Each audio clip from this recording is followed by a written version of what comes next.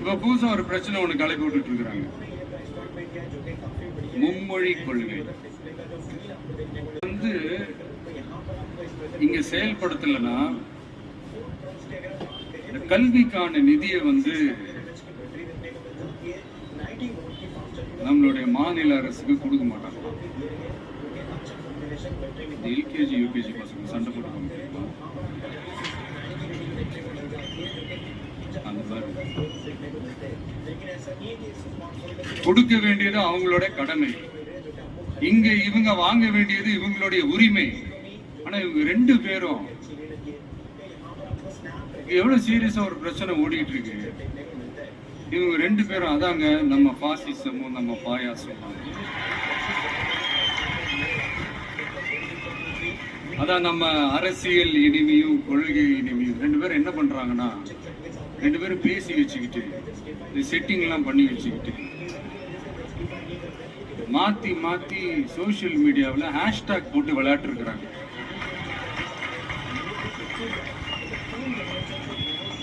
இங்க என்ன நடந்துகிட்டு இருக்கு?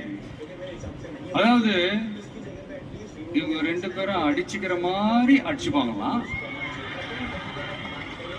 அதை வந்து நாங்க நம்பணுமா?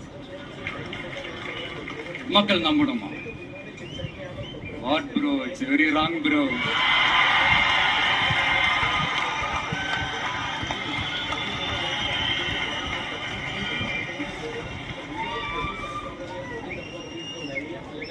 இதுக்கு நடுவுல நம்ம பசங்க உள்ள பூத்து அங்க ஒரு சம்பவம் ஒண்ணு பண்ணிட்டு டக்குனு வெளியே வந்துடுறது.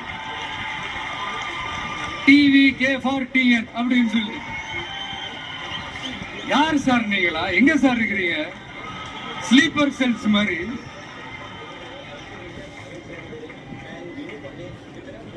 அதனால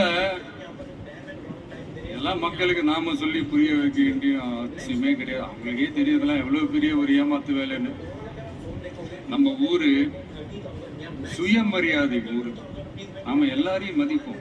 ஆனா சுயமரியாதை மட்டும் யாருக்காகவும் எதுக்காகவும் விட்டு கொடுக்க மாட்டோம். நாம எல்லா மொழிகளையும் மதிப்போம், அதுல மாற்று கருத்தே கிடையாது. தனிப்பட்ட முறையில யார் வேணாலும் எந்த ஸ்கூல்ல வேணாலும் படிக்கலாங்க. உனக்கு எந்த மொழி வேணுமோ, எப்ப கத்துக்கணுமோ, உனக்கு எப்போ தோணுதோ கத்துக்கலாம். அதெல்லாம் அவங்கவுங்களுடைய தனிப்பட்ட ஒரு உரிமை.